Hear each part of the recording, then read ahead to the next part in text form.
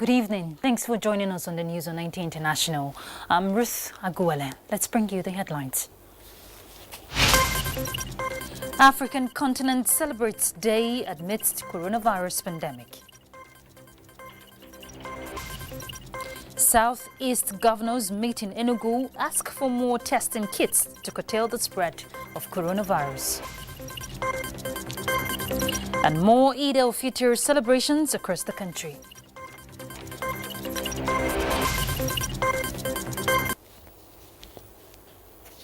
The 25th of every year is marked as World African Day. The day is set aside to commemorate the foundation of the Organization of African Unity, OAU, now African Union. The day is intended to celebrate and acknowledge the successes of the Union from its creation on May 25th, 1963, fight against colonialism, apartheid, as well as progress that Africa has made, while reflecting upon the common challenges that the continent faces in a global environment. This year's celebrations will happen virtually and online due to the massive impact of COVID-19 on the continent and the world under the theme, Silencing the Guns, Creating Conducive Conditions for Africa's Development and Intensifying the Fight Against the Coronavirus Pandemic. And joining me in the studio now is Dr. Tunji John Asaolu, Nigerian representative at the 3rd Permanent General Assembly, African Union, to speak on the African Day. Thank you very much for joining us, Dr. Asaolu. Thank you for having me. And Eid Mubarak. I don't know if you're celebrating. Okay, so let's begin this way. 57 years down memory lane, can you say AU has been able to achieve unity among African people as well as socio-economic freedom from foreign dominion and exploitation? Yeah, thank you very much. I think down the lane, 57 years ago, I can authoritatively say that African Union have achieved the set objective that is before in the sense that a day today is a day that our founding father came together to lay the foundations of African unity. I think it's a day of pride, and it's a day of freedom for all of us, and we are proud of celebrating today. Yes, we have achieved the unity because we have put a lot of strategies in place. For example, the Africa Agenda 2063, which is Africa we want, is a strategy that we call a strategy of development. Half of the century, which is 50 years ago, we have focused on integrations and a focus on peace and security.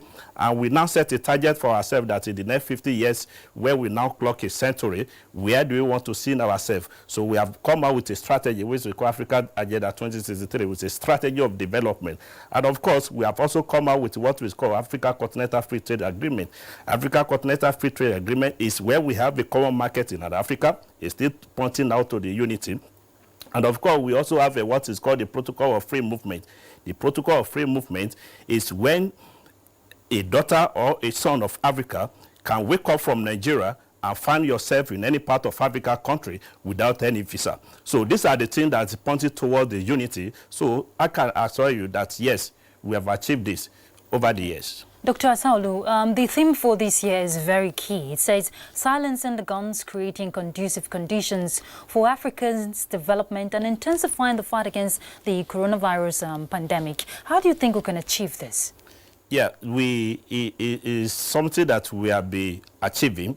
I think so far, since the beginnings of this coronavirus in Africa, we have come together that our leaders have come together, have come up with a strategy which we call Africa Joint Continental Strategy for COVID-19 Outbreak.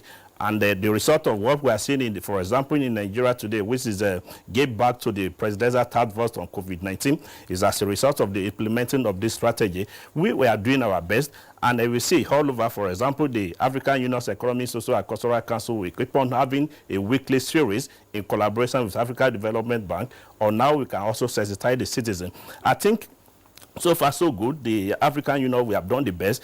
The those that are belittled the Africa are also disappointed because they believe that once this thing enter Africa, Africa will be like, we will not be able to contain this. And I think they are very disappointed in the way that African people are handling the matters. From what you're saying, is it part of what AU has been doing so far in assisting member countries in containing the spread of the virus and the well-being of the people?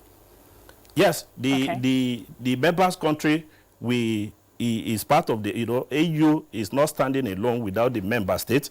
So what effort that the member states is also doing, I think is collectively, is what is making up to the effort of what African Union is doing. The African Union is just to lay the strategy, to give them the template of what is to do, and each member have to key into that strategy. For example, the African Center for Disease Control is a dedicated agency of the African Union that survive this thing, and down the line, the NCDC is actually implementing the strategy of Africa CDC.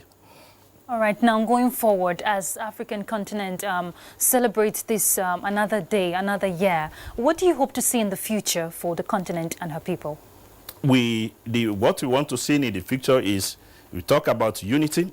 We are looking at how because Africa people, what we aspire for is the integrated, peaceful, and prosperous Africa. So we are looking at, in the nearer future, where we can be a United States of Africa, where we can have a single currency, where we can have a common passport, like I said, where every citizen can wake up from wherever the citizens of their origin without any visa and find themselves in any country that they want to be, that we have the right of occupancy, the right to do business without anybody victimizing them, without anybody asking them which country are they from. We want to see each and every one of us as a citizen of Africa without being victimizing, without being undermined, without being looking at the colors of where we come from and all the rest. I think this is where we are headed to, and I can assure you that soon as we get there. Yes, indeed, and together we can overcome as a continent. Thank you very much, Dr. Tunji John Asaolu. Thank you for having me once again. Right, he's the Nigerian representative at the 3rd Permanent General Assembly, African Union. Still on the African Day, the need for all African leaders to work together towards bringing Africa out of COVID-19 has been stressed during the Tony Elumelu 2nd edition of the UBA Africa 2020 conversation. The theme of the conversation is growth, job and sustainable development amidst a global pandemic. Tony Elumelu and other panelists say many Africans are being affected as a result of COVID-19, hence the need to provide health insurance, sanitation, hygiene and water. They also called for entrepreneurial development and youth empowerment. Youth and ensuring creation of jobs and economic opportunities even during this difficult time. The message that this COVID-19 is teaching us about independence will help us to integrate our continent better so that we trade better, invest amongst ourselves better, and promote our growth and development as a people. I hope we will be able to talk on how this how we can capitalize on this crisis to seize new opportunities. See how well we can support countries and communities to be able to respond better, to provide food for themselves, but as well as they come back to see how they can get better jobs or they can get jobs and how we can help them. We must develop a vaccine, and the vaccine has to be made very widely available in as free and as affordable and as easily distributed a way as is possible, so that there is optimism in the world that the economies can recover, that movement and economic activity can return.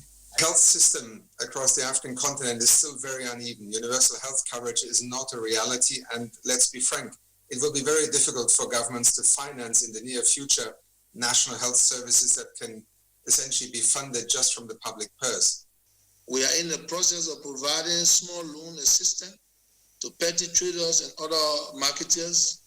In addition, we are working with commercial banks to mediate repayment of loans.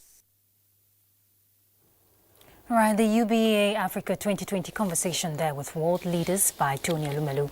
Let's bring you COVID-19 global update. Over 100,000 cases of COVID-19 confirmed on the African continent as Americans flocked to beaches and lakes for Memorial Day weekend, flaunting restriction orders imposed to tackle the coronavirus outbreak. Let's join Uche Ugochukwu for the global update.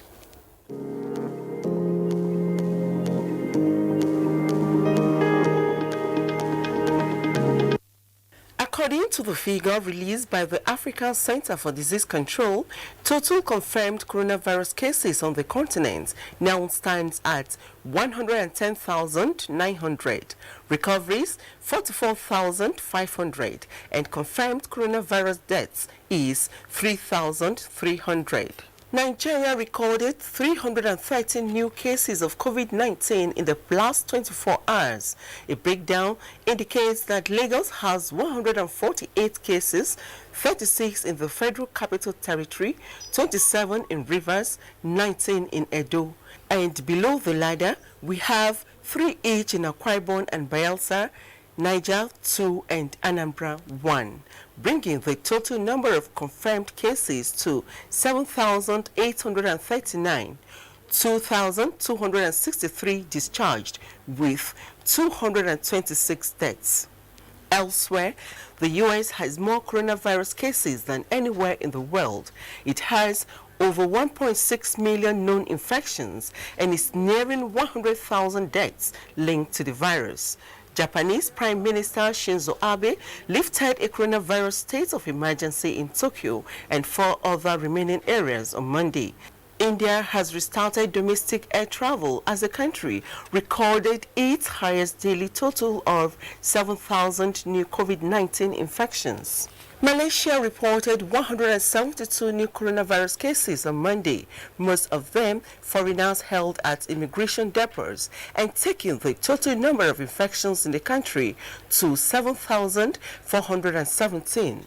The Philippines Health Ministry on Monday reported 5 additional novel coronavirus deaths and 284 more infections. Cases of the coronavirus in Russia climbed to 353,427. It said the number of fatalities had risen by 92 overnight, taking the overall nationwide death toll from the virus to 3,633. And globally, Worldometer indicates the number of coronavirus cases has risen to 5,543,125, 347,439 deaths, and 2,323,068 have recovered as at 6 p.m. local time. Uche Ugochukwu, NTA News. And more on COVID-19 training to enhance capacity of health workers who are on the front line in the fight against COVID-19 has continued in Taraba State. This time, the Center for Initiative and Development, in collaboration with Nigeria Center for Disease Control, took the capacity building to the doorsteps of Federal Medical Center in Jalingo. Let's hear from Joseph Otson. Very important to us because we are the healthcare providers, and it's a timely training for us to step it outside to see how we can manage this COVID-19 in our community.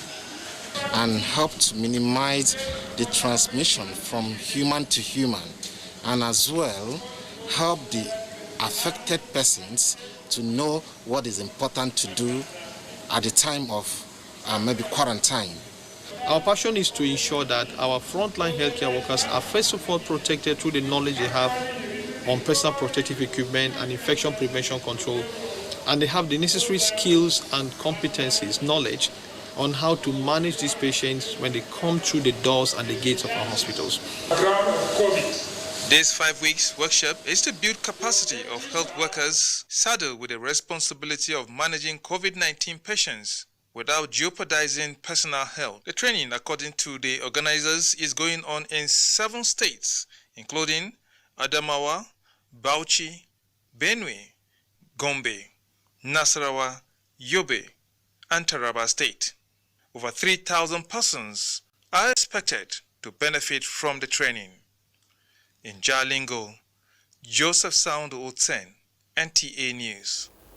And in Enugu, the governors of the Southeast Zone have agreed to engage the Nigerian Center for Disease Control on the need to scale up testing of coronavirus in the zone, as the forum directs all Igbos living outside Igbo land to obey all extant COVID-19 orders, especially the presidential directive on interstate movement. In a communique issued by the forum after its meeting in Enugu, the governors also requested the Inspector General of Police to abide by the agreement reached with him on community policing composition in the Southeast Zone. Susan Eze reports. In a 7-point communique presented by the chairman of the Southeast Governors Forum and governor of Ebonyi State, Dave Umahi, the governors directed the people of the Southeast Zone to comply with the ban on interstate travels, the hygiene protocols and directives of their home governors and those of where they live, as the forum engages the National Center for Disease Control on the need to scale up COVID-19 testing in the Southeast. On security matters, the governors disagreed with the community policing composition formula contained in a recent communication to them from the Inspector General of Police. The recent communication from the Inspector General of Police to our governors of Southeast on community policing composition is not in keeping with the agreement we reached with him during his last visit to the Southeast. In the circumstance, we cannot begin implementation of it until the program reflects our earlier agreement with the IGP. The Southeast governors and their leaders request the IGP to please revert to our initial agreement reached on community policing. The forum, however, commended President Muhammadu Buhari on the progress of work at the second Niger Bridge and the Akanibiam International Airport, Enugu. In Enugu, Susan Eze, NTA News. Let's go on a break. We're back shortly. Stay tuned. Make your home the place to be with GoTV's super cool kids channels. That sounds fun. From funky friends that'll keep even the little ones busy. All right, everybody, let's do this! To learn as you watch educational shows for curious young minds. You can do some amazing things. There's plenty for everyone. Tune in to our kids shows and get everything you need to keep the kids entertained and learning the fun way. GoTV, live it, love it. Thanks for being with us. Eid prayers were said at the various Jumat mosques across Bidda Emirate in compliance with the Niger State government's directive on the Eid al-Fitr celebration. Esu Nukbe and Chairman Niger State Council of Traditional Rulers Alhaji Yahya Abubakar observed the 2-rakat prayer at the Usman Zaki Central Mosque in Bidda. Jones Ajay report. The Bidda Eid prayer ground was under lock, which prompted the Muslim faithful to observe the 2-rakat Eid prayer at the various Jumat mosques. The chief imam of Bidda, Sheikh Adamu Yakatu, led the faithful in the prayer. Sheikh Adamu Yakatu prayed the Almighty to wipe away the global coronavirus disease. He urged the faithful not to forget all the lessons learned during the Ramadan fast and to also put it in practice. Etunupe and Chairman Niger State Council of Traditional Rulers Alhaji Yahya Abubakar described the coronavirus pandemic as a trying period that God will surely bring to an end.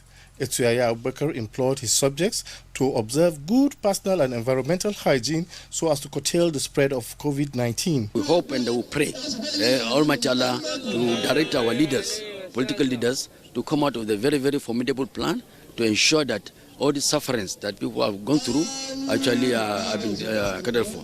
Etuya Abubakar then prayed God to accept all the supplications offered during the just concluded holy month of Ramadan. Jones Ajayi, NTA News. As part of the activities marking this year's Eid al-Fitr, the Nigerian Air Force has organized 2020 Chief of Air Staff lunch for the officers and men of the force in Katsina. Abdul Malik Hassan reports. The special reception for the officers and men from different military formations is aimed at expressing gratitude to individual and collective sacrifices to foster spirit of comradeship, as well boost the morale of the soldiers in protecting the territorial integrity of the country against any form of external aggression. Addressing the troops, the Chief of Air Staff, Air Marshal Sadiq Baba Abubakar, represented by Air Officer Commanding Special Operations Command, Air Vice Marshal Charles Owo, commended the troops for marking this year's Eid al-Fitr celebration. Notwithstanding, we should bear in mind that a lot is at stake in this war against banditry and kidnapping.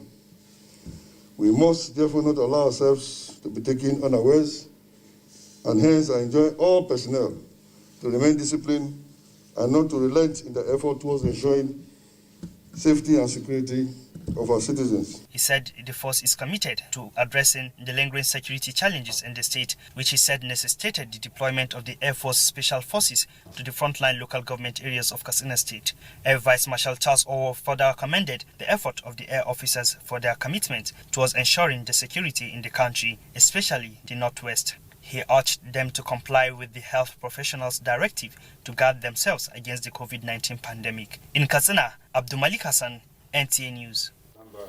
And more on security, away from the Eid al-Fitr, the Nigerian military says the air task force, the air component of Operation Hadarin Daji, has neutralized close to 200 bandits in multiple airstrikes conducted at Ibrahim Maybai's camp in Jibia local government area of Katsina State and Kura in Zurmi local government area of Zamfara State. In a statement signed by Coordinator, Directorate of Defense Media Operations, Major General John Eneche, the airstrikes were executed on 22nd and 23rd May 2020 after a series of intelligence missions led to the confirmation that the two locations were being used as hideouts for some notorious bandit leaders, whilst also serving as collection points for rusted cattle. The air component employing Nigerian Air Force ground attack aircraft and helicopter gunships destroyed the makeshift structures in the camps, killing the bandits' leaders and their fighters. Human intelligence sources later confirmed that close to 200 armed bandits were killed in the airstrikes at the target locations. The Chief of the Air Staff has directed that additional assets be deployed to cover Kaduna, Niger, Nasarawa and Kogi states to frustrate any attempt of the bandits to relocate to adjoining state. 50 trafficked girls and 19 stranded Nigerians who were successfully evacuated from Lebanon have arrived to Nigeria. Minister of Foreign Affairs Jeffrey Onyama, who confirmed this in a tweet, said the evacuation was with the financial and logistic support of the Lebanese government and Lebanese community in Nigeria. He expressed profound gratitude to the Lebanese ambassador in Nigeria, Hossam Diad, and Nigerian ambassador in Lebanon, Goni Zanabura. On the foreign scene, Israeli Prime Minister Benjamin Netanyahu, who will not have to attend the next session of his trial on July 19. The Jerusalem District Court ruled on Sunday. The ruling was handed down by Jerusalem District Court Judge Rivka Friedman-Feldman, the head of the three-judge panel overseeing Netanyahu's trial, at the conclusion of the 50-minute arraignment hearing, during which Netanyahu pleaded innocent to the charges of fraud, bribery and breach of trust.